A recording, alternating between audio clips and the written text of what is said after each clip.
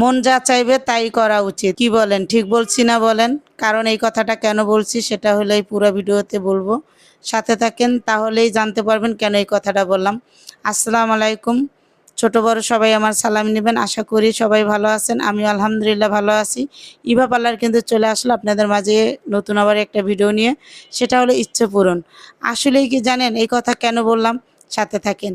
আসলে কি ইচ্ছে পূরণটা এমন একটা জিনিস, আমি মনে করি আমি এখন বাঁচবো কতদিন বলেন, কিন্তু আমার মন যা চায় আমার জন্য আমি করব, সেটাই করা উচিত। সবাইকে আমি বলতেছি এই কথাটা। গাইস কি বলেন, আমার কথার সাথে কি আপনাদের কথা একমত? তাহলে অবশ্যই কমেন্টে জানাবেন। আর আমার ভালোবাসার মানুষগুলো কোথায়? সবাই লাইক কমেন্ট শেয়ার দিয়ে আমার পাশে থাকবেন প্লিজ প্লিজ, একটা হলেও শেয়ার দিবে, কারণ আমার ভালোবাসার মানুষ আমি জানি যারা পাশে আছে থাকবে ইনশাল্লাহ। আর যারা নতুন আমার একবার হলো পেজটাকে ভিজিট করে আসবেন। আর আমার হাতের কাজ কেমন সেটা অবশ্যই কমেন্টে আপনারা সবাই জানান এবং জানাবেন। সেই আশা নিয়েই কিন্তু আমি ভিডিও মেক করি, সবার কাছে ভিডিও পৌঁছানোর জন্য চেষ্টা করি। আসলে আমি হাতের কাজ যখন যেটা পারি সেটাই একটু ভিডিও করে আপনাদের মাঝে দেই আর কি, কারণ আমার হাতের কাজ কেমন সেটা সবাই জানুক আমি চাইতেছি। এইটাই, এই উদ্দেশ্য করেই কিন্তু আমার ভিডিও মেক করা।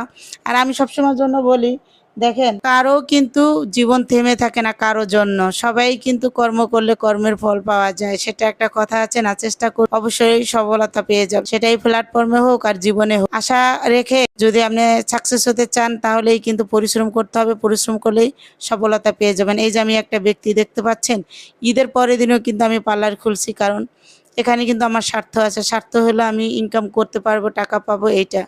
তারপর আরও কিছু ভালোবাসার মানুষ আছে, যেমন দেখেন এই চলে আসছে এই আপু, সে ভালোবেসে কিন্তু আমার কাছে চলে আসছে, আবদার করেছে। ঈদের দিনেই আসতে চাইছিল, কিন্তু ঈদের দিনে আমি পার্লারটা খুলে নিই, কারণ মেয়েদেরও সময় দিতে হবে, তাই মেয়েদেরও সময় দিলাম আর কি। আর এখানে আপু চলে আসছে, এখন হাইড্রা ফেশিয়াল করলো, তারপরে এই যে কার্ল করলো।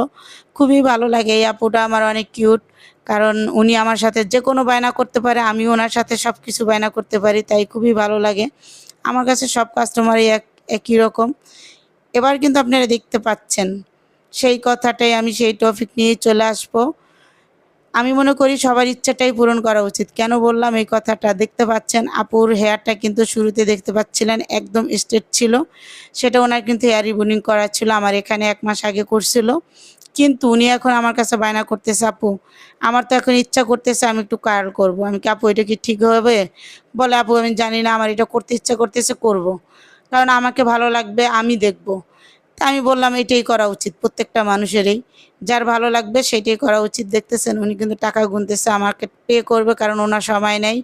ওনার 3টা বেবিকে রেখেই উনি এই কাজে চলে আসছে। কি আর করার বলেন, এইটাই হলো ভাগ্য, নিজেকে সুন্দর রাখার